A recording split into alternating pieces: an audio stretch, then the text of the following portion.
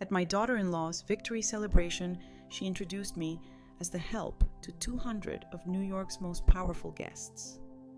What she didn't know, for 18 years, I sat as a federal appellate judge, and I authored the very precedent she used to win her case. 4 hours later, a distinguished man in an elegant suit walked into that party. He saw me sitting at the service table. He walked straight past everyone, the senators, the partners, her father, and greeted me as a former colleague. My daughter-in-law's champagne glass shattered on the marble floor. "Thank you so much for being here with me. I truly appreciate you taking the time to listen. Before we go any further, let me know in the comments. Where are you watching from today? I read every message, and your presence here really matters." And just a quick note, this story includes some dramatized and fictional elements for educational and storytelling purposes. Any resemblance to real names or situations is purely coincidental, but the message is meant to be meaningful and helpful. 200 guests filled the rooftop venue in Manhattan, and I sat at table 18 near the kitchen beside the service coordinator. My daughter-in-law's celebration, her victory, her night, and I was seated with the help. Chief Judge Thomas Kirkland would arrive in 4 hours. I had worked beside him for 12 years at the Second Circuit Court of Appeals. Tonight, he would sit at this table with me, not because he didn't know who I was, but because he did.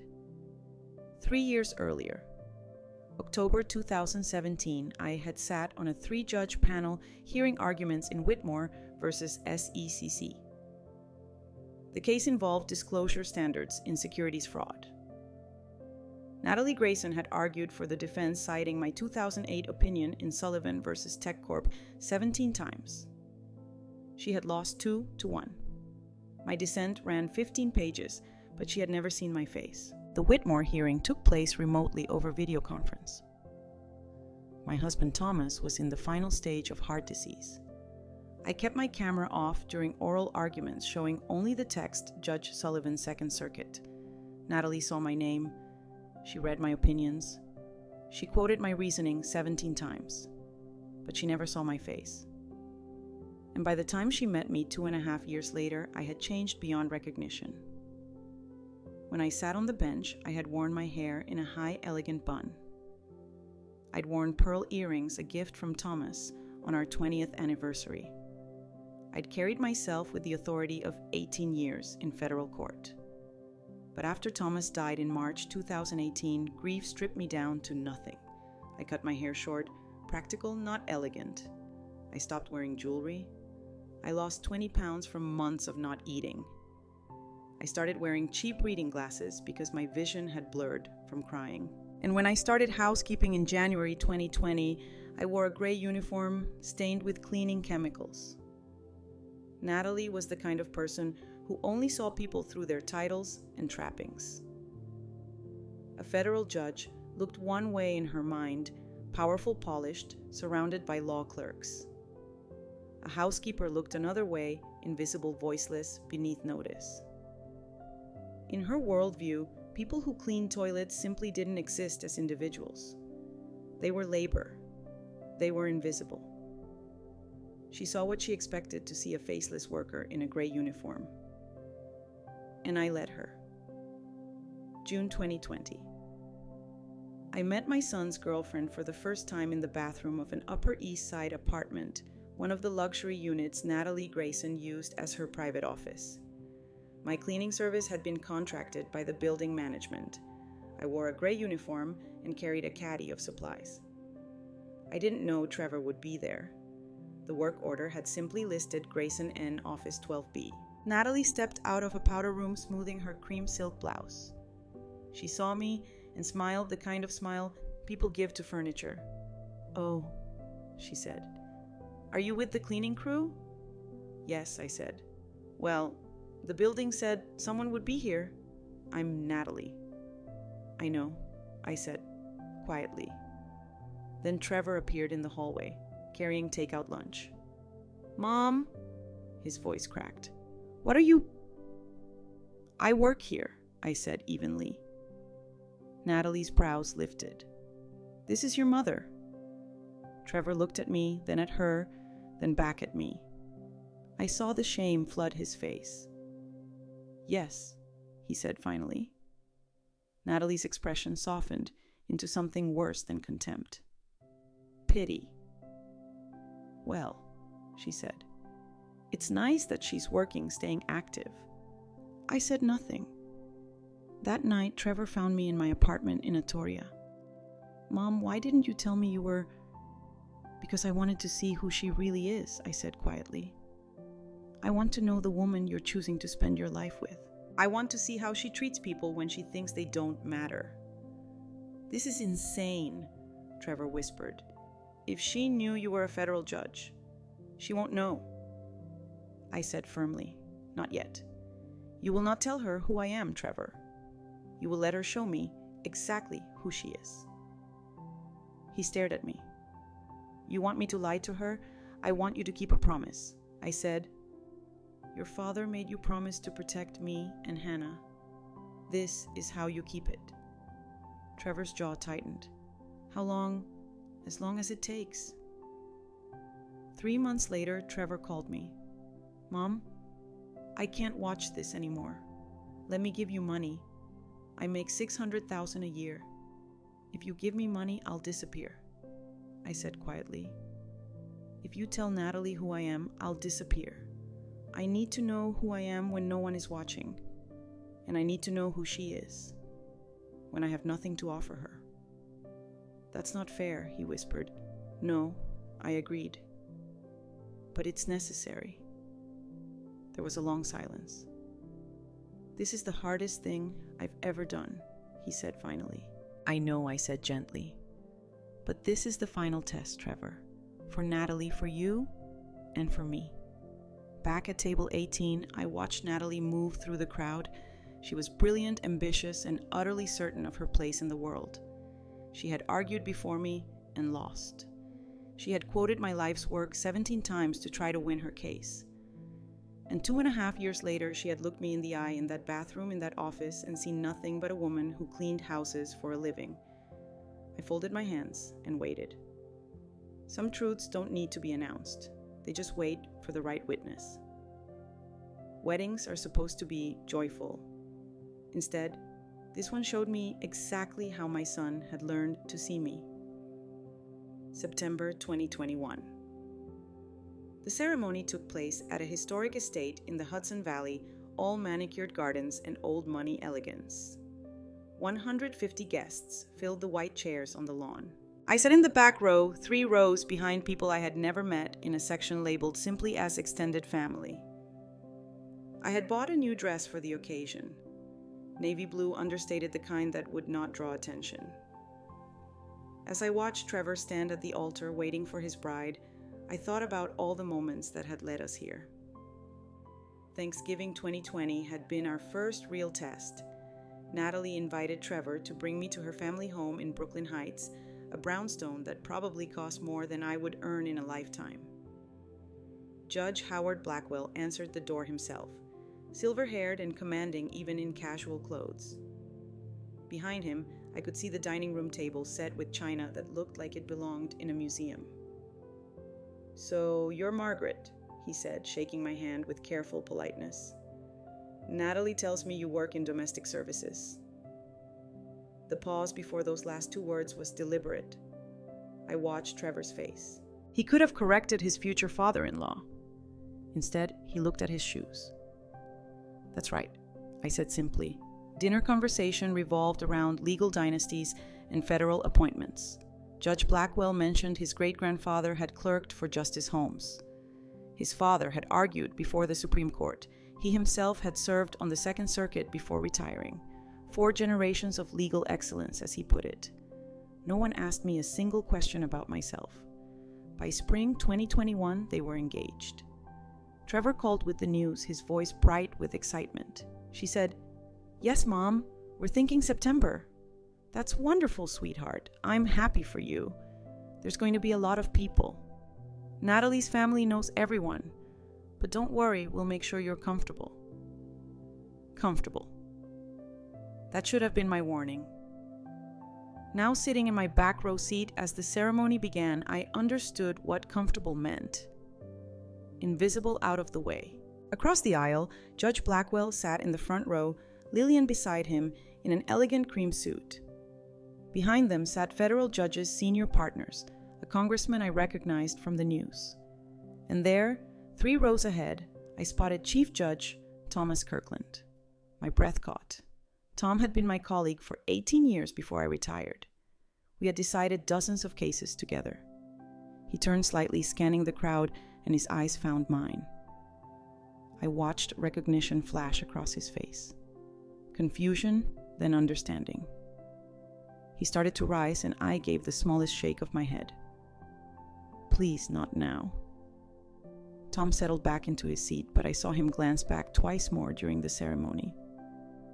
The reception was worse. Judge Blackwell gave a toast, praising 4 generations of legal excellence, and ended with, "And Margaret Trevor's mother, who has supported him in her own way."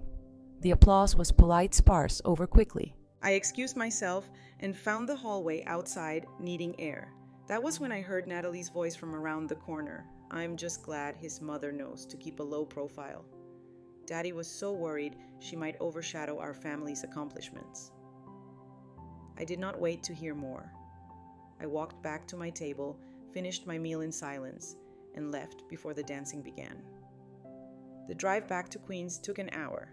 I thought about Trevor's face when he said his vows. Pure happiness, Natalie's triumphant smile, and my empty chair barely noticed by anyone. That was the moment I knew. Trevor was choosing her world, and in that world, I did not exist. Over the next 3 years, Natalie's contempt would grow bolder. Trevor's silence would grow heavier. But that September night, driving alone past the city lights, I made myself a promise.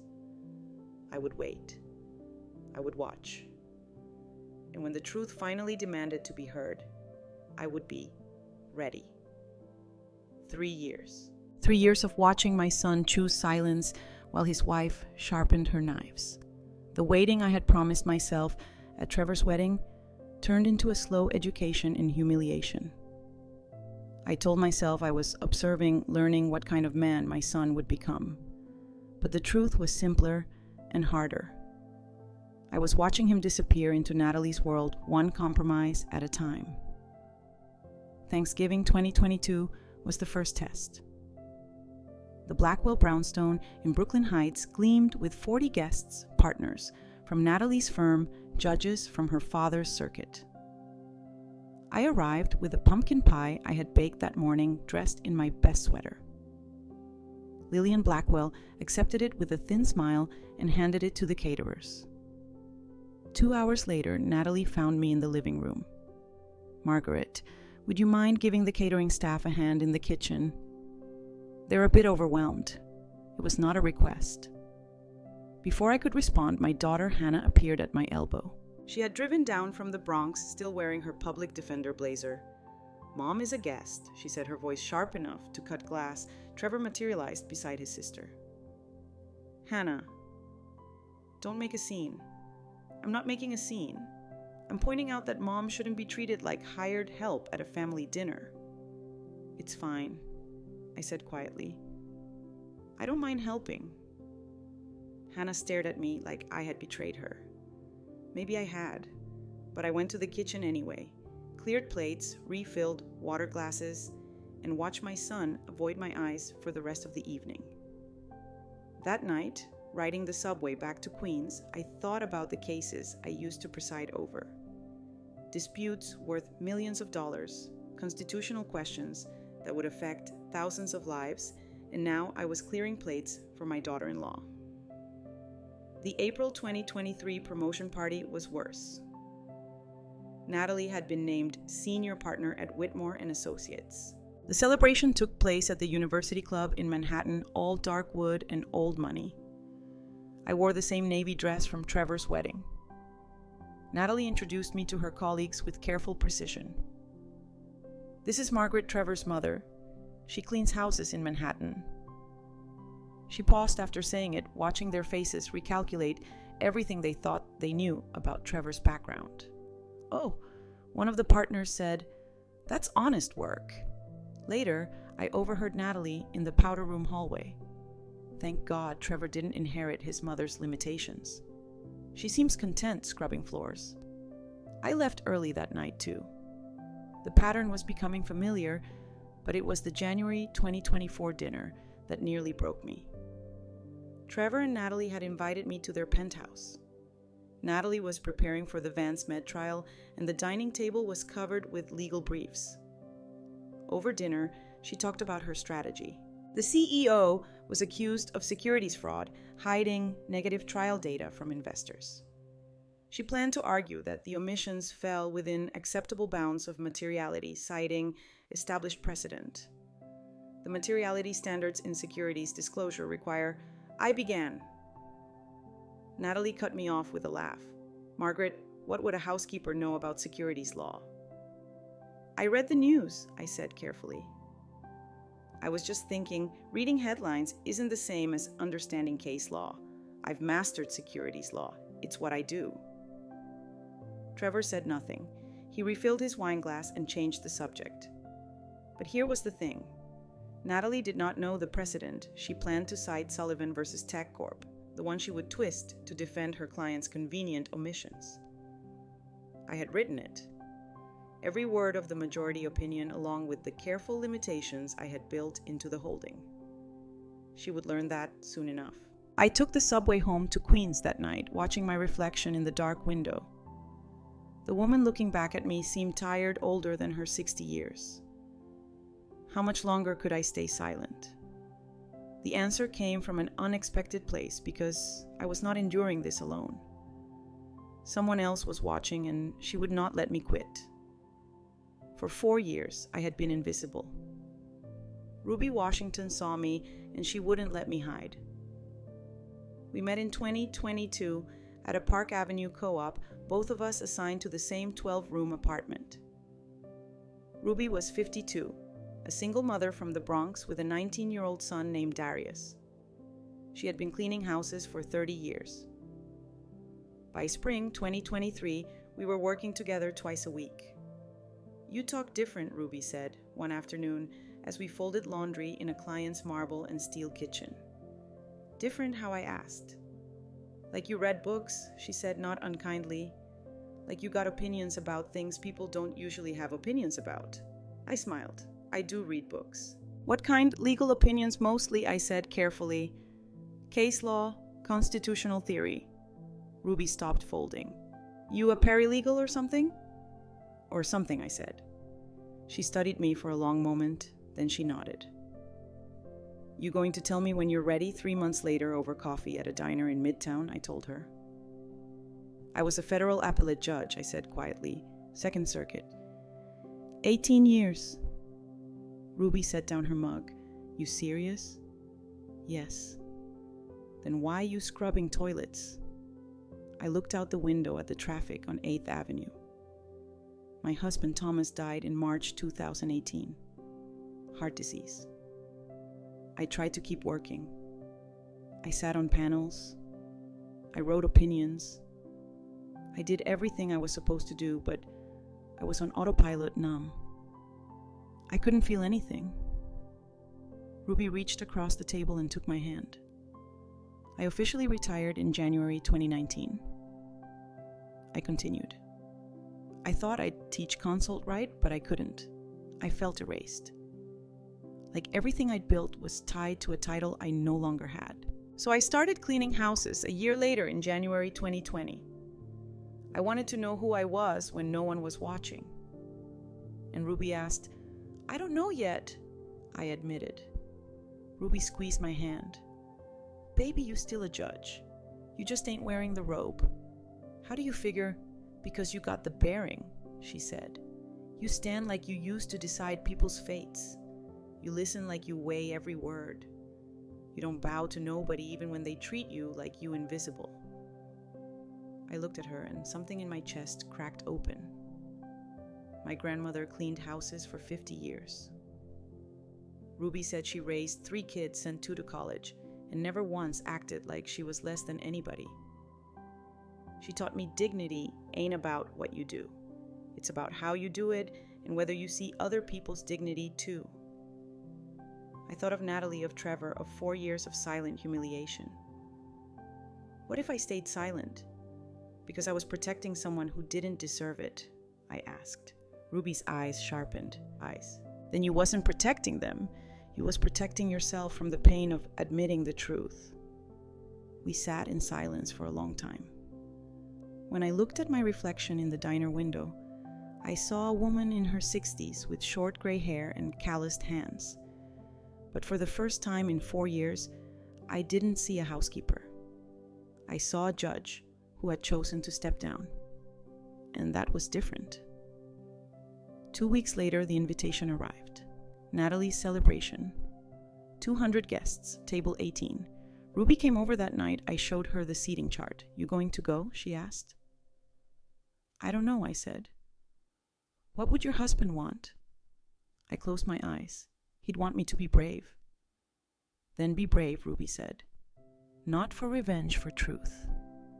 I looked at the invitation, then at the photo of Thomas on my bookshelf. Okay, I whispered. Ruby smiled. Now we got work to do. The invitation should have been an honor. Instead, it was the final insult, and I almost let her win. It arrived on a Tuesday afternoon in early May, 2 weeks before Natalie's celebration. Heavy cardstock with gold-embossed lettering announcing her elevation to senior partner and her victory in the Vance Med case. $100 per plate minimum. Black tie required. The seating chart was included, helpfully color-coded. Table 18 was highlighted in pale gray, labeled Simply Extended Family and Service Staff. I stared at it for a long time that evening, sitting alone in my small kitchen in Queens. The invitation lay on the table next to a framed photograph of Thomas from our younger years, his swearing in as a federal prosecutor 1995. He looked so proud in that photo, so certain that the world could be made better through law and justice. What would he think of me now? I pulled out a piece of paper and began to write. A resignation letter to the housekeeping agency.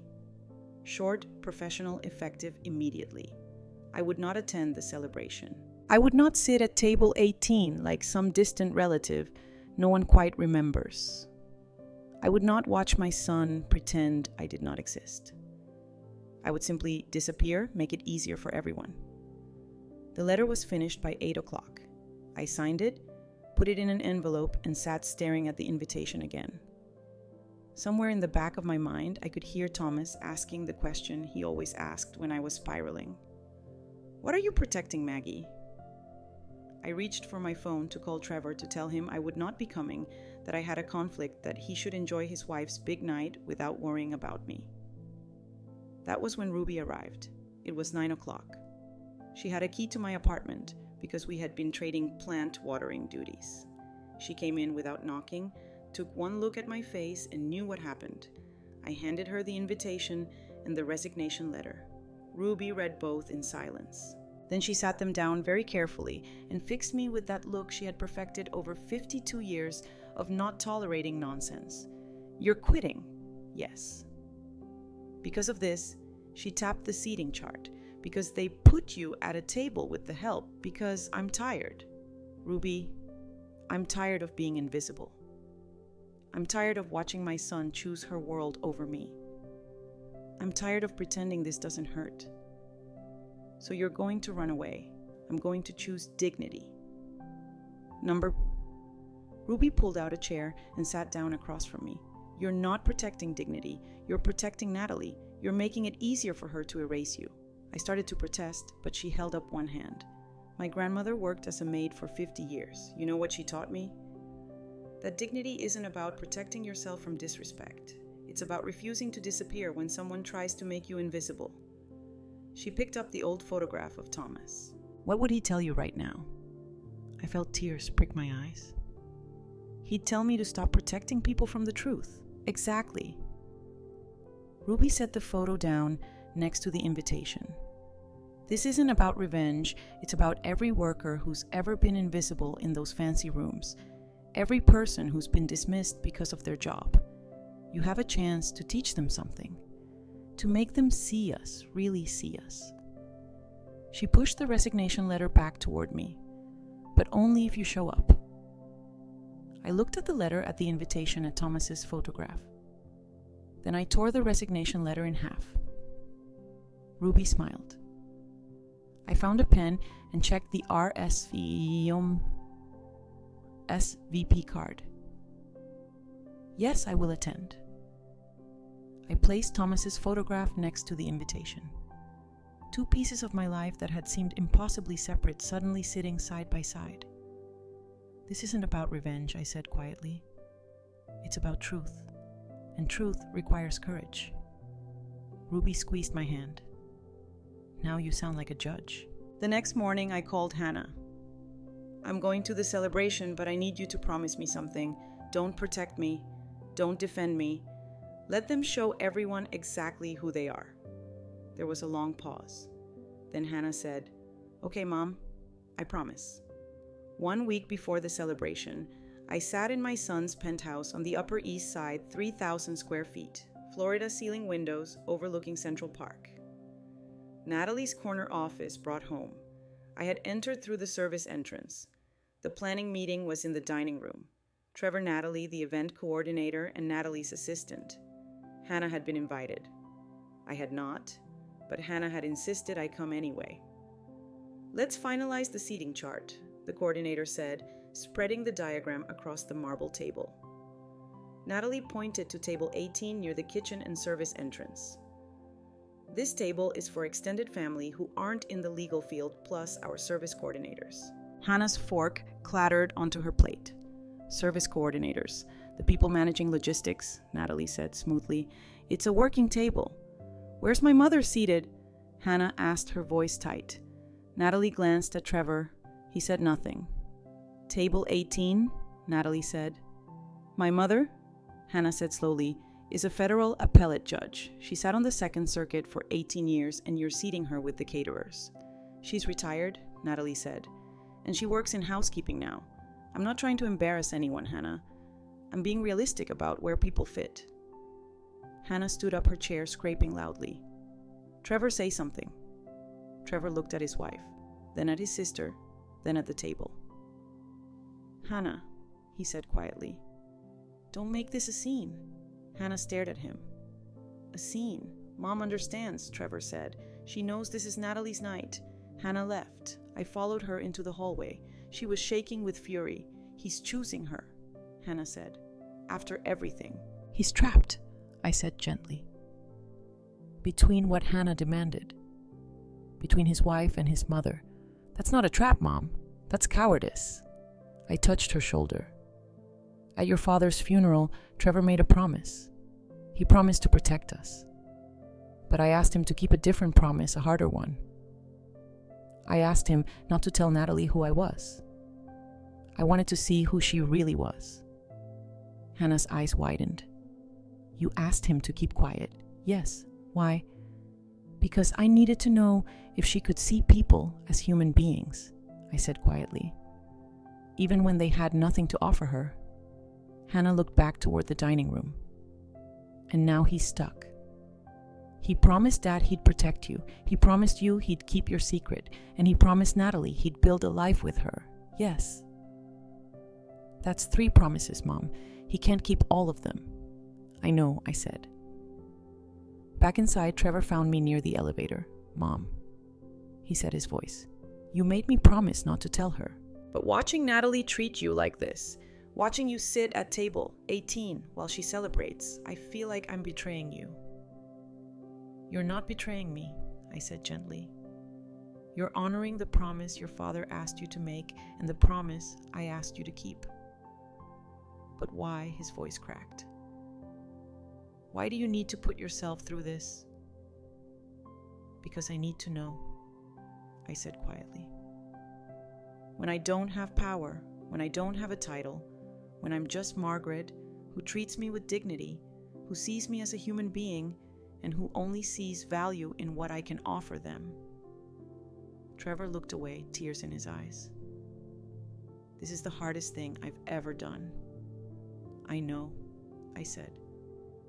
But this is the final test, Trevor, for Natalie, for you, and for me. He squeezed my hand, then stepped back into the penthouse, into his 3,000 square foot prison, where he had promised his father at the funeral he would protect me, and promised me in that lobby 4 years ago he would keep my secret. He was trapped between two promises, one to a dead man, one to a living ghost. I didn't blame him, but I wouldn't save him either. 6 days later, on the morning of the celebration, my phone rang. Second Circuit Court of Appeals. Everything was about to change. The call started at dawn. Federal judges do not coordinate security for housekeepers. 8:30 in the morning, my phone rang. The caller ID read, Second Circuit Court of Appeals, Chief Judge's Chambers. Mrs. Sullivan, this is Amanda from Chief Judge Kirkland's office. I'm calling to confirm your attendance this evening for security coordination purposes. I sat down slowly at my kitchen table. Security coordination. Judicial officials at public events require advanced coordination with venue security. The Chief Judge asked me to pass along a message. He says he's been waiting for tonight for a very long time. After I hung up, I stared at my phone. Tom Kirkland knew I would be there, and he was planning something. 9:15. Another call. This one from Washington, D.C., Judge Sullivan. This is the chambers of Justice Elizabeth Thornton. Justice Thornton will be attending the celebration this evening. Her security detail is confirming the attendance of former judicial officers. The justice wanted me to convey that she remembers your work with the greatest respect. Elizabeth Thornton. Supreme Court. We had overlapped for 3 years when she was on the Second Circuit before her elevation. They know, I said aloud to my empty apartment. They're all coming to witness this. At 11, Hannah arrived with David. He carried a small bouquet of daisies, which he presented with the kind of gentle formality that made me understand why my daughter loved him. How are you feeling, Mom? I took the flowers and found a vase like I'm about to walk into a courtroom. Are you scared? Hannah asked, terrified. What if Trevor hates you after tonight? I set the vase on the table and looked at my daughter. Then I'll know who he's become. I'll still love him, Hannah, but I won't enable him anymore. There's a difference between loving someone and protecting them from the consequences of their choices. David spoke quietly. What you're doing takes more courage than anything I've ever seen in a courtroom. Courage isn't not being afraid, I said. It's doing what's right despite the fear. They stayed for lunch. We did not talk about the evening ahead. Instead, we talked about David's latest case, Hannah's caseload, the small daily details of their lives, normal things, grounding things. After they left, I stood in front of my closet for a long time. I had bought a new dress for the occasion. Navy blue, elegant but understated with clean lines that reminded me of the robes I used to wear.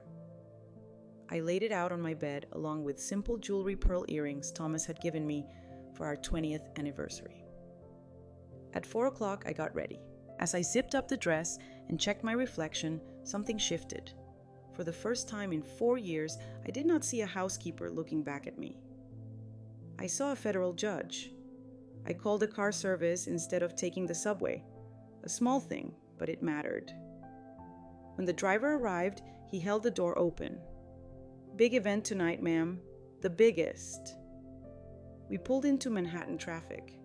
The city glittered in the late afternoon sun, all possibility and sharp edges. You seem calm, the driver said, glancing at me in the rearview mirror. Most people heading to fancy parties are nervous. I smiled. Not anymore. For the first time in 4 years, I'm going exactly where I belong. He dropped me at the Blackwell Brownstone in Brooklyn Heights. The pre-dinner reception would be the final test. Family only. Natalie had said, a chance for everyone to gather before the main celebration. I stood on the sidewalk looking up at the elegant facade. Somewhere inside, Judge Howard Blackwell was hosting cocktails and small talk, completely unaware that his carefully constructed evening was about to come apart. What I did not know was that Judge Blackwell was hiding the most dangerous secret of all. And by the end of the night, everyone would know it. I arrived at Judge Howard Blackwell's Brooklyn Heights townhouse at 5 o'clock. 40 guests milled through the parlor, senior partners from Natalie's firm, Second Circuit Judges Family Friends. I stood near the doorway holding a glass of water, dressed in a navy cardigan and gray slacks. Not the uniform, not quite the judge, somewhere in between. And then I saw him. Judge Howard Blackwell moved through the room with the practiced ease of a man who'd spent 30 years commanding courtrooms, 72 years old, silver hair, sharp eyes. Those eyes found me across the room, and I watched the recognition flicker across his face. It lasted only a moment. A brief widening of his eyes, a slight pause in his step, then his expression smoothed into something else, something colder. He knew exactly who I was. We had worked together for 12 years, 2005 to 2017. We had written briefs together, debated legal philosophy, respected each other's work. And in 2016, we had both been shortlisted for the Supreme Court. I had been chosen. He had not. And now, 8 years later, he watched me standing in his parlor, the woman who had beaten him for the highest honor in American law, dressed like someone's forgotten relative, holding a glass of water near the side entrance. I saw it in his eyes' satisfaction. He knew, and he was enjoying this. Howard Blackwell wanted his daughter to humiliate me because I had taken the Supreme Court seat he'd spent his entire career dreaming of. He turned away and greeted another guest. He said nothing. He did nothing. He simply let Natalie continue her cruelty, knowing exactly who I was. Dinner was served in the formal dining room. Natalie sat at the center, radiant and confident. Trevor sat beside her, silent. Hannah sat beside me, her jaw tight, with barely controlled fury. Judge Blackwell stood to give a toast. "Tonight," he said, raising his glass, "we celebrate my daughter Natalie's extraordinary victory in the Vance Med case. 4 generations of this family have practiced law with excellence and integrity. Natalie has honored that legacy." He glanced at me briefly. His expression was neutral. "We are grateful," he continued, "to everyone who has supported her family, colleagues, friends. Every contribution, no matter how modest, has played a part." I said nothing. After dinner, I found Howard Blackwell alone in his library. He was pouring scotch, his back to me. "You knew," I said quietly. His hand paused on the decanter. He didn't turn around.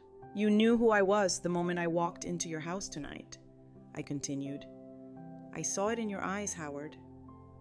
The recognition and then the satisfaction." He set down the decanter slowly and turned to face me. His expression was careful, guarded. "Margaret," he said, his voice measured, "I wasn't certain. You look very different." "Liar," I said, softly, his jaw tightened. "You knew," I repeated. "And you said nothing. You watched Natalie seat me at table 18. You watched her dismiss me as Trevor's mother who works in housekeeping. You stood by while your daughter treated me like I was invisible." He looked away. What was I supposed to do? Announce to my daughter that the woman cleaning houses is the judge who beat me for the Supreme Court that would have humiliated her. "So you let her humiliate me instead," I said. His eyes flashed. "You chose this, Margaret. You walked away from the bench. You started cleaning houses. Don't stand here and act like you're the victim when you chose to throw away everything you built." I studied him for a long moment.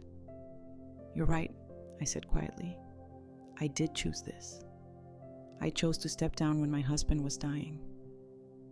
I chose honest work over empty status. I chose to see who people really are when they think I'm powerless. I stepped closer. And you chose to let your jealousy turn you into someone who would watch his daughter mock a grieving widow for 4 years just because that widow once got the job you wanted." His face went pale. "Tomorrow night," I said, 200 people will know exactly who I am. Chief Judge Kirkland will be there.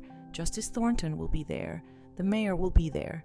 And they will all see that you stood by in silence while your daughter humiliated a federal judge, your former colleague, because of a grudge you've nursed for 8 years. I turned toward the door. "I hope your pride was worth it, Howard." I left him standing in his library, his scotch untouched, his face the color of ash. 1 hour later, I stepped into the hired car that would take me to the rooftop venue in Manhattan. 200 witnesses, one truth, no turning back. They seated me in the back. So I watched as federal judges and mayors sought me out, and Natalie finally asked the right question. The rooftop venue was everything money could buy. Crystal chandeliers, Florida ceiling windows framing the Manhattan skyline, white-gloved waiters circulating with champagne. 200 guests in black tie, the most powerful people in New York legal circles. I was led to table 18, tucked near the kitchen entrance. The placard read, "Extended Family." Next to it sat empty chairs for the event coordinators who would eat after service. Hannah appeared at my elbow immediately. "Mom, come sit with us. David and I have seats at table 7. I can see everything from here," I said. "Trust me." She looked unconvinced but nodded. "Okay, but if you need anything, I'll be fine, sweetheart." From table 18, I had a perfect view of the entire room. I could see the entrance, the head table where Natalie and Trevor would sit, the clusters of judges and partners forming near the bar, and I could watch them all see me. The first sign came 20 minutes into cocktail hour. Mayor Daniel Westfield walked through the entrance, scanning the crowd. His eyes found me, and he stopped mid-stride. I watched confusion, then recognition, then something like delight cross his face. He walked straight to table 18. "Judge Sullivan, is that really you?" I stood. "Daniel, it's good to see you, Your Honor. It's been far too long." He took my hand with genuine warmth. "I didn't know you'd be here. Are you back on the bench, retired, but I keep up with the news? Congratulations on the infrastructure bill." We talked for several minutes in easy conversation between old colleagues. I had ruled in favor of the city in a zoning dispute years ago, and he had never forgotten. Across the room, I saw Natalie watching us. Even from a distance, I could see the confusion on her face. She leaned toward Trevor, saying something I could not hear. The second sign came during the salad course. Mrs. Eleanor Abrams appeared beside my table. She was 88, a Holocaust survivor I had cared for during my housekeeping years. Sharp as ever, dressed in elegant black with pearls. "Margaret Sullivan," she said warmly. "What a delightful surprise to see you here." I stood to embrace her. "Mrs. Abrams, I didn't know you knew the Graysons. Howard Blackwell handled my estate planning years ago. When I heard about Natalie's celebration, I couldn't resist." She lowered her voice, her eyes twinkling. "I always knew, my dear, the way you carried yourself. You can't hide a judge's bearing no matter how hard you try, but tonight feels different." "It is different," I said quietly. The third sign silenced the room. Chief Judge Thomas Kirkland arrived late, still in his suit from an emergency hearing. He paused at the entrance, scanning the space with the practiced eye of someone used to reading rooms. When he spotted me at table 18, his face broke into a smile. He walked straight toward me, past the head table, past Judge Blackwell and the senior partners, past everyone who was anyone in New York law, straight to the service table in the back. "Judge Sullivan," he said, loud enough that nearby tables turned. "May I sit?" Without waiting for an answer, he pulled out a chair and sat at table 18. A chief judge of the Second Circuit Court of Appeals sitting at a table meant for overflow family and event staff. The whispers started immediately. Tom leaned toward me, his voice low. 3 years since Trevor's wedding. I've been waiting for this. I needed time, I said. Well, time's up. When Natalie gives her toast, I won't stay silent. That was when Natalie appeared, Trevor trailing behind her. Her smile was fixed, professional, but I could see the panic in her eyes. "Chief Judge Kirkland, what an honor. I'm Natalie Grayson." She extended her hand. "Miss Grayson, congratulations on the Vance Med victory. Impressive work." "Thank you." "I see you've met my mother-in-law." "Met Tom?" Looked at her with genuine surprise. "Miss Grayson." "Judge Sullivan and I worked together on the Second Circuit for 18 years. Natalie's face drained of color. "Judge." Dinner began, the toast started, and Natalie's confusion turned to desperation. She needed to control this situation, she needed answers, and I was about to give them to her. She demanded answers in front of 200 people. I gave her the first one, but she had no idea how much worse it was about to get. Dinner ended. Natalie had been visibly shaken throughout her fork, pushing food around while her eyes kept drifting to table 18. To Chief Judge Kirkland, sitting beside me. To Mayor Westfield, stopping by to shake my hand, to the whispers rippling through the room, the MC stood. And now, to celebrate this achievement, I'd like to invite senior partner Natalie Grayson to say a few words. Natalie rose slowly. Her champagne glass trembled. "Thank you all for being here tonight." Her voice was steady, at first professional. "This partnership represents years of hard work and dedication to excellence." She paused, looking directly at me, at Kirkland. "The Vance Med case required deep understanding of security's law of precedent." Of her voice trailed off. She was losing the thread. "You know what's interesting?" she said suddenly louder. "This room is full of accomplished people, the most distinguished legal minds in New York." The tone had shifted. People sensed it. Federal judges, senior partners from the best firms. She gestured around the room and people who support us in different ways. Whispers now. Something was wrong. "My mother-in-law, Margaret, she's here tonight. She's been cleaning houses for the past 4 years. Natalie's voice grew sharper. "Honest work. Nothing to be ashamed of." Shocked murmurs. Judge Blackwell half rose from his seat, and yet tonight the Chief Judge of the Second Circuit is sitting with her. The mayor greeted her like an old friend. Guests keep treating her like she's someone important. Her voice was rising now. She turned to face me directly. "So I'm asking you, Margaret, in front of everyone here, what is your relationship with Chief Judge Kirkland?" The room held its breath. I stood slowly, not with uncertainty, but with the bearing I had earned over 18 years on the federal bench. I walked to the center of the room with deliberate, unhurried steps. The silence was absolute. "Natalie," I said quietly, "are you certain you want to do this here now in front of 200 witnesses?" "Yes." Her voice was desperate. "I want to know why my housekeeper mother-in-law is being treated like a colleague by federal judges." I looked around the room at Hannah, tears streaming down her face. At Trevor, face in his hands. At Judge Blackwell, white as paper, at Ruby, smiling broadly. "You asked what I am to Chief Judge Kirkland." I let the words hang in the air, and you believe the answer is housekeeper. Natalie said nothing.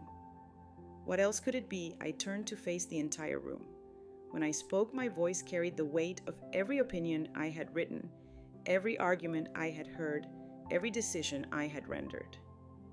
Chief Judge Kirkland and I worked together at the United States Court of Appeals for the Second Circuit for 18 years. He was appointed in 2007. I was appointed in 2001. For 6 of those years, I was his senior colleague. The room erupted. Gasps, shocked whispers.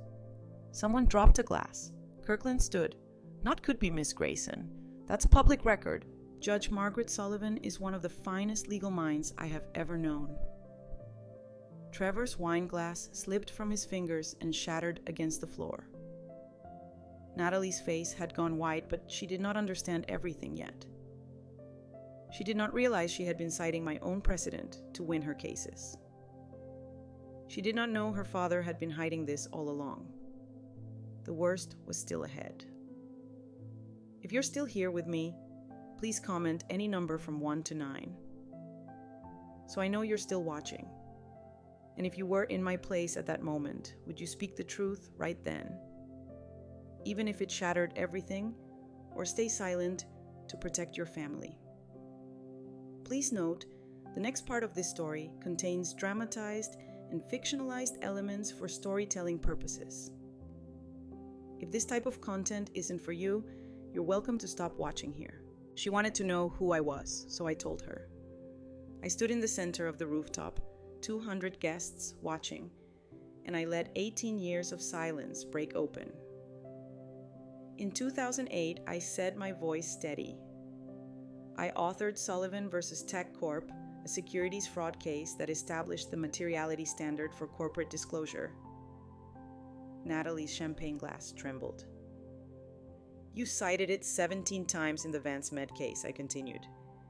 You built your entire argument on the framework I created. Her lips parted. No sound came out. But I argued before you, Natalie whispered. In Whitmore in 2017. I saw your name. You saw my name on paper, I said quietly. The hearing was remote. October 2017. My husband was dying. I kept my camera off. You read my dissent. You quoted my reasoning, but you never saw my face. I stepped closer. And when you met me 2.5 years later, I looked nothing like a judge. I'd cut my hair short, lost 20 pounds from grief, wore cheap glasses and a gray cleaning uniform. I looked directly into her eyes. But the real reason you didn't recognize me had nothing to do with appearance. In your world, people who clean toilets don't have faces. They don't have names. They don't have histories. You saw a uniform, not a person. You saw labor, not a life. The room was silent. That is called confirmation bias, I said softly. And it's why you never recognized the woman whose life's work you built your career on. Chief Judge Kirkland stood. Judge Sullivan and I served together on the Second Circuit for 12 years. She was my senior colleague, Mayor Westfield Rose. Judge Sullivan prevented an assassination attempt in 2008. FBI intelligence routed through her chambers saved 17 lives. Mrs. Abrams stood. Sullivan versus Tech Corp is cited in every securities case I've argued for 16 years. Natalie turned in a slow circle, her face ashen. But you clean houses. I did, I said. For 4 years after my husband died, I didn't know who I was without the rope. I wanted to see if I still mattered when no one was watching. You let me humiliate you, Natalie whispered. No, I said gently. You did that yourself. I turned to Judge Howard Blackwell. Your father and I worked together for 12 years. I said in 2016, President Obama filled a Supreme Court vacancy. 2 candidates from the Second Circuit, your father and me. Natalie's hand flew to her mouth. I was chosen, I said quietly. Whispers rippled through the tables. You knew, Natalie whispered to her father. You knew and said nothing. Blackwell looked at the floor. The crowd parted. Justice Elizabeth Thornton stepped forward, an Associate Justice of the Supreme Court. Judge Sullivan wasn't just on the short list. Thornton said she was the top candidate. President Obama called me personally. I told him she was the finest appellate mind of her generation. The room went silent. She declined. Thornton continued. Her husband had less than 2 years to live. She chose him. She gave up the Supreme Court to spend his final days with him. He died in March 2018. She retired 9 months later. Natalie's champagne glass slipped from her hand and shattered. You mocked the woman, Thornton said, her gaze steady, who sacrificed the highest honor in American law for love. Trevor was crying. Hannah was crying too, but hers were tears of pride. The Blackwell family slipped toward the exit. Natalie stood alone, surrounded by 200 witnesses to the truth she had refused to see. I stood across from her, not in triumph, but in exhaustion. I didn't do this for revenge, I said quietly. I did it because the truth matters. Because 4 years of silence enabled cruelty. Because my son deserved to see who you really are. And because you deserve the chance to see who I really am. Natalie opened her mouth, closed it, then turned and walked toward the elevator. The doors closed behind her. The worst was still ahead. In 3 weeks, the case she just won would unravel completely. She humiliated me for 4 years. When the truth came out, I felt no triumph, only sadness for what we had all become. The room was still buzzing with shock when Trevor stood. He walked toward me slowly like a man approaching the edge of a cliff. 200 people watched as my son dropped to his knees in front of me. "Mom." His voice broke. "I'm so sorry." Tears streamed down his face. At Dad's funeral, we promised, Hannah and I. We put our hands on his casket together and we said, "We will protect Mom. We will never let her stand alone." His shoulders shook. I broke that promise. I chose money over you, status over you, Natalie's approval over your dignity. He looked up at me. What kind of son does that? I reached down and took his hands. "Stand up, Trevor." "I can't stand up." He rose unsteadily. I held his face in my hands the way I had when he was small. "You didn't break the promise. You forgot who you were. But now you're remembering." I pulled him into my arms, and that takes more courage than never forgetting at all. Trevor sobbed against my shoulder. Then Hannah was there too, wrapping her arms around both of us. The three of us stood together in the center of that glittering room while 200 witnesses watched the family begin to heal. Someone started clapping, then another person. Within seconds, the applause filled the space. Mayor Westfield approached. Judge Sullivan. "I need to tell these people something." He raised his voice. "In 2008, this woman prevented my assassination. FBI intelligence came through her court about a credible threat. She personally ensured I received protection. She saved my life." Mrs. Abrams stepped forward next. "My late husband argued 14 cases before Judge Sullivan. He always said she was the finest legal mind he'd ever encountered." She smiled at me. "I recognized you 3 years ago when you started cleaning my house. I never said anything because I could see you needed the quiet." A senior partner from another firm spoke up. "I've cited Sullivan versus Tech C Corp hundreds of times in my career. It's the foundation of modern securities law." He looked at me with genuine respect. "It's an honor to meet you formally, Your Honor." Natalie had been standing frozen near the head table. Now she turned toward the exit.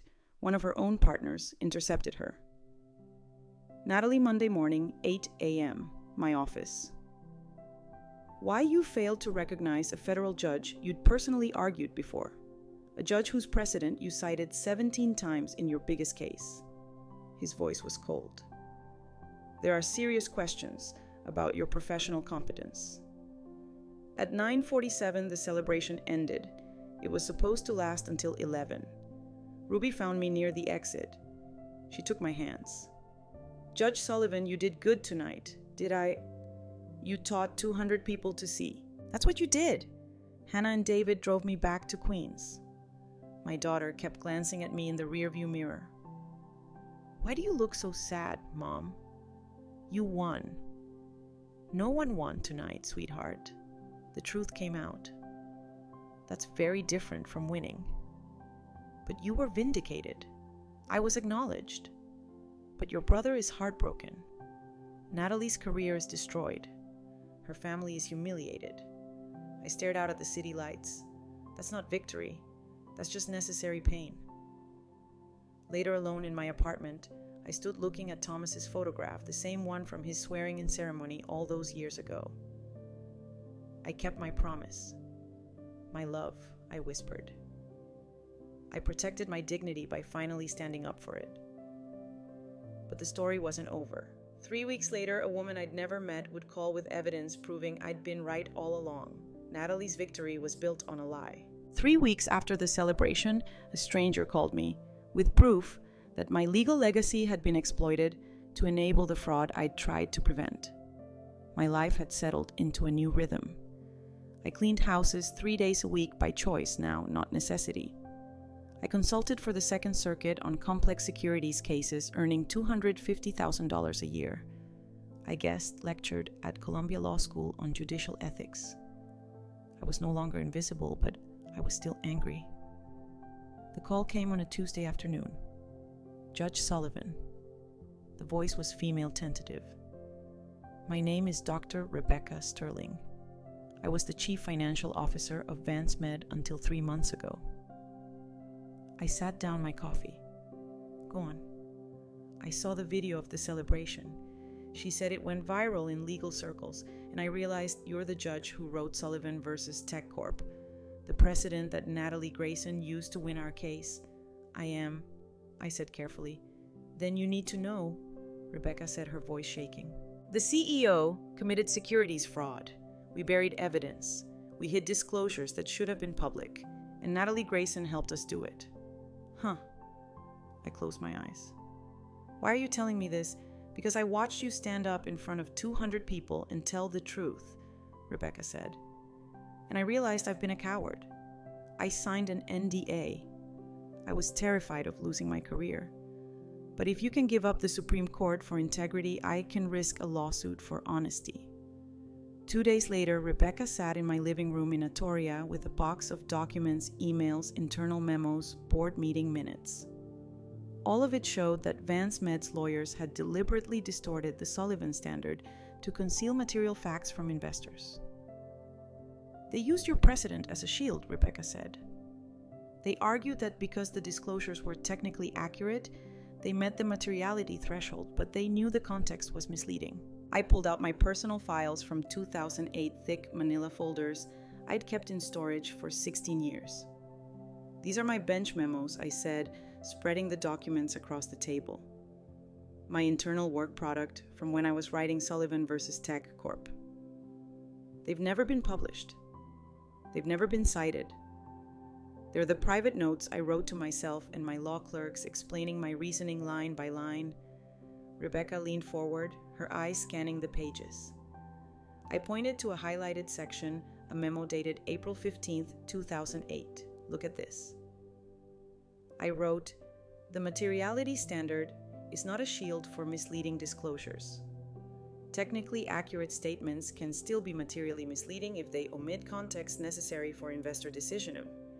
We must guard against lawyers who cherry-pick language to serve their clients while burying the safeguards." Rebecca's breath caught. That's exactly what Vance Med did. Yes, I said. And look at this. I pulled out another memo, a draft of footnote 17. In my original draft, I wrote a full paragraph warning against this exact exploitation. My law clerk suggested I condense it to save space. I agreed, but I kept the full version in my files. I spread out 3 more documents emails to my clerk's drafts with track changes and a memo I'd sent to Chief Judge Kirkland in 2008 discussing potential loopholes. Natalie cited Sullivan versus Tech Corp 17 times in the Vance Med case, I said, but she never cited footnote 17. She cherry-picked the language that served her case and deliberately ignored the safeguards I'd built in. She wasn't applying the law. She was distorting it. Can you prove that in court? Rebecca asked. I can prove it in an amicus brief, I said. I won't tell the SEC what to do. I won't rewrite my own precedent, but I can provide evidence, unpublished, bench memos, drafts, emails, showing that Vance Med's defense was a deliberate misrepresentation of my work. And once the SEC sees that evidence, they'll have grounds to reopen the case. Within 2 weeks, I filed the brief under my name, Margaret Sullivan, J.D., former judge, U.S. Court of Appeals for the Second Circuit, retired.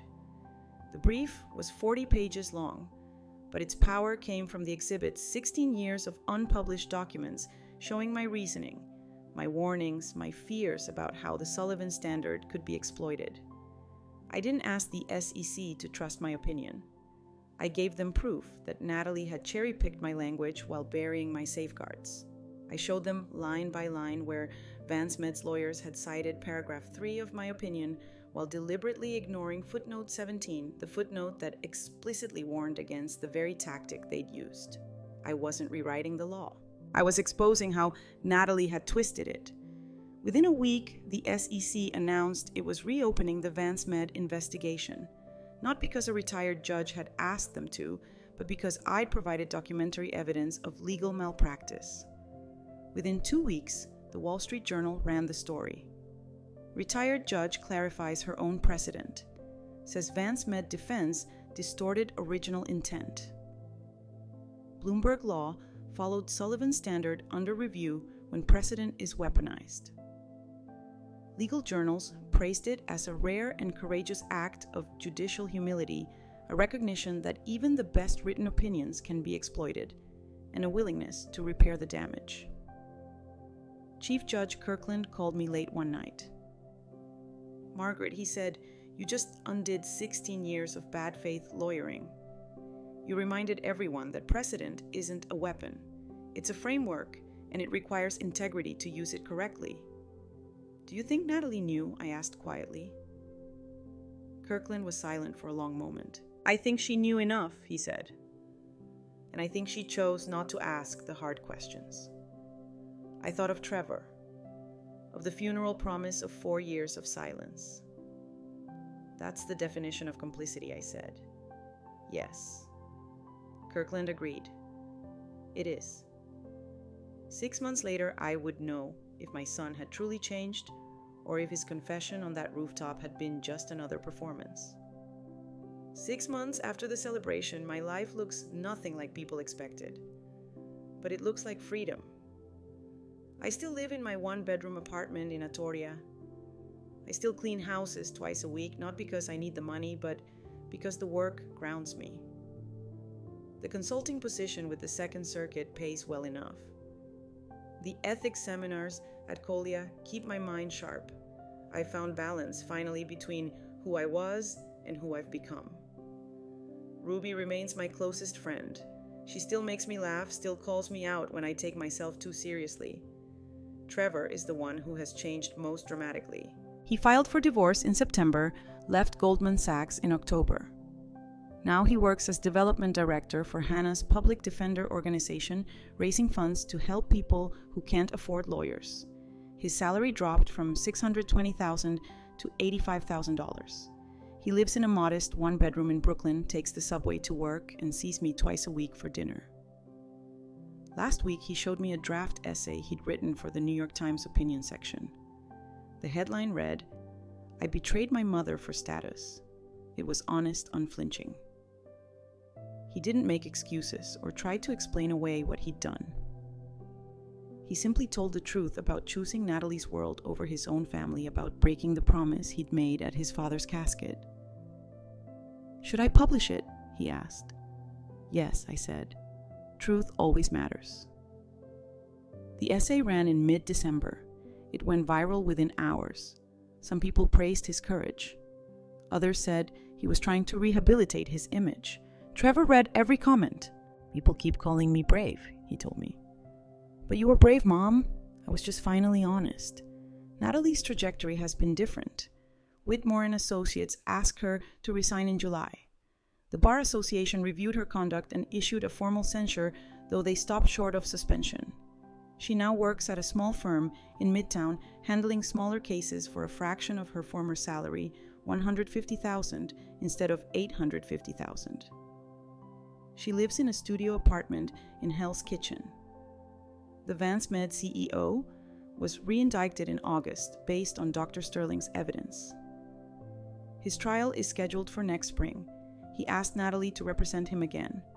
She declined. I hear through Hannah that the Blackwell family has distanced themselves from her. Judge Blackwell retired quietly in October. I take no joy in Natalie's consequences. I hope she learned something from this. Intelligence without humility is wasted potential. Hannah, meanwhile, is radiant. David proposed in October on the Brooklyn Bridge at sunrise. They're planning a small wedding next spring at a community center in Prospect Heights. 50 guests. Hannah asked me to sit in the front row and give a toast. "You'll be the guest of honor, Mom," she said. "Where you belong." Ruby has her own good news. Her son Darius was accepted for a clerkship at the Second Circuit after I wrote him a letter of recommendation.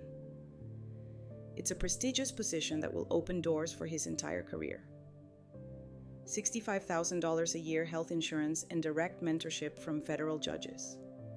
Ruby still cleans houses 3 days a week by choice. Tonight is Hannah's engagement party, 20 people at a small restaurant in Park Slope. Ruby gives the first toast. Real wealth isn't measured in dollars, she says, looking at me. It's measured in character. Trevor stands next to my sister, who never forgot who she was, and to Mom, who reminded me who I should be. I raise my glass to love that chooses wisely. Later, Trevor pulls me aside. Mom, have you forgiven me? I forgave you the moment you knelt down in that ballroom. Now you're learning to forgive yourself. How long will that take? I squeeze his hand. However long it takes, I'll be here. No more Cliffers. But there's one more thing I need to do. One more person needs to hear from me. 6 months after the celebration, my life looks like freedom. I sit at my kitchen table on a quiet December evening, writing a letter by hand. The paper is plain, the words carefully chosen. Dear Natalie, I'm not writing to seek an apology. I write because I've been where you are. When I was 35 serving as a district court judge, I missed crucial evidence in a case because of my own arrogance. An innocent man spent 3 years in prison because I was too confident to double-check my reasoning. That mistake taught me something essential. Intelligence without humility is just cruelty with credentials. You are brilliant. Your legal mind is extraordinary, but intelligence alone won't give you the life you want. I hope you find humility the real kind that comes from understanding that every person, every housekeeper, every teacher, every worker has a story you don't know. A dignity you can't see unless you truly look. I forgive Trevor. I forgive you too. But forgiveness doesn't erase consequences. You'll have to carry your burden. Perhaps in carrying it, you'll become the lawyer and the person you were meant to be. The door is open when you're ready. Sincerely, Margaret. I fold the letter carefully, address an envelope to her Hell's Kitchen apartment. I hold it for a long moment, looking at Thomas's photograph on the table beside me. Should I send it, I place the letter in my desk drawer. Not yet. Maybe someday when she's ready to receive it. It's New Year's Eve. I'm alone by choice, watching fireworks begin to light the Manhattan skyline through my window. A cup of tea steams beside Thomas's photograph. 5 years ago, I retired in grief. Thomas was gone. I couldn't trust my own judgment anymore. 4 years ago, I started cleaning houses. People pied me. My son was ashamed. My daughter-in-law used me as proof of her superiority, but they didn't understand. I had spent 3 decades holding power. Somewhere along the way, I'd lost myself in the weight of it. Cleaning gave me simplicity, the satisfaction of a job completed well, the dignity of honest labor, the freedom to fail without catastrophic consequences. I stayed silent not from weakness. I stayed silent to remember who I was, without the ropes, without the title, without the power that had defined me for so long. I needed my son to show me who he had become. And he did. It broke his heart. But broken hearts can heal. Broken character cannot. I learned something in those 4 years. Dignity isn't given by titles. It's chosen every single day. I had more dignity scrubbing floors than Natalie had in her corner office. Not because housekeeping is nobler than law, but because I knew who I was and she didn't. The fireworks explode across the Manhattan sky. I raise my teacup to the window. If you're hearing this story, perhaps you've been dismissed, judged by what you do instead of who you are. Or perhaps you've been so focused on achievement that you forgot to see the people around you. Listen carefully. Real power isn't in titles. It's in knowing who you are when no one is watching. Real dignity isn't given. It's chosen. The people you meet on your way up, you'll meet them again on your way down. Choose kindness. Choose humility. See them. Really see them. We're all just human. Some of us realize it sooner than others. The clock on my wall strikes midnight. Fireworks fill the sky. A new year begins. I look at Thomas's photograph one more time. "Happy New Year, my love," I whisper. I kept my promise, all of them. I protected my dignity by standing up for it. I taught my children the truth. I gave grace where it was needed. And I learned that sometimes the most powerful thing you can do is choose to be exactly who you are, regardless of who's watching. Looking back at my journey through these family drama stories, I want to share what I've learned with complete honesty. Don't be like me and stay silent for 4 years, hoping others will change. God gave us voices for a reason to speak truth, not to enable cruelty through silence. I thought I was being patient, but I was actually teaching my son that dignity was negotiable. Here's what these family drama stories taught me. Your worth isn't determined by your job title or bank account. God sees your character, not your credentials. When I lost everything, my career, my husband, my identity, I discovered that dignity is something you choose, not something others grant you. My advice from these grandma stories: don't wait for a crisis to remember who you are. Don't let anyone, not your children, not your in-laws, not society, convince you that service work is beneath respect. Every honest job has honor. God doesn't rank professions. People do. These grandma stories we share aren't just about revenge or vindication. They're about the quiet strength that comes from knowing yourself. When my grandchildren ask about this time, I'll tell them, stand up before resentment turns to bitterness. Speak truth before silence becomes complicity. The greatest gift God gave me wasn't my judicial career. It was the humility I learned scrubbing floors. That's when I truly understood we're all equal in His eyes. If you're living through family drama stories of your own right now, remember this. Protecting your dignity isn't selfish, it's essential. You can't pour from an empty cup. To everyone who feels invisible in their own grandma stories, you're not. You matter, and your truth deserves to be heard. Final note. This content contains dramatized storytelling elements for educational purposes. Some details are fictionalized, but the lessons and messages are entirely valuable. If this style doesn't resonate with you, that's okay. Please seek content that better fits your needs.